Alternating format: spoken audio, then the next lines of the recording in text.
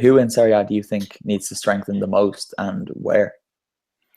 Yeah, as a sort of third party, I would have come in on that question you had earlier and sort of tipped Gagliardini as one of the big transfers going forward. But We're not allowed to talk about that, I'm afraid. yeah, I suppose that you would just expect the main kind of the team that really needs to strengthen is probably, I would say, well, Pescara, because those teams down there at the bottom do look somewhat marooned at the moment, and yeah, they will sort of need new faces coming in to try and get. I think Pescara have at times played some decent stuff, but haven't really been able to score. And I think they've just they brought in Gilardino from Empoli, who's not really done anything there, but he could potentially give them a bit of a hope going forward. I mean, personally, I'm not really a big fan of the January transfers. I think quite a lot of the time you just get the big teams plucking all the good young players from the smaller teams, and then they don't necessarily get the chance or the playing time that they would deserve. And like, to be honest, I don't really think there's that many teams that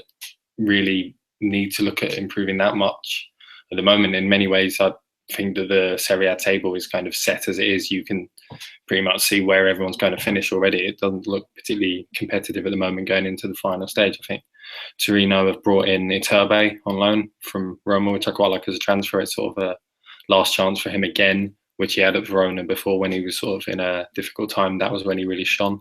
And he's still quite young, and Torino have a lot of good attacking players. So I'd personally quite like to see him do well there. But I don't really think there's necessarily that many teams who really need to strengthen other than those at the bottom. But then they're the teams that have the fewest resources, and they're not going to really be able to make many exciting signings.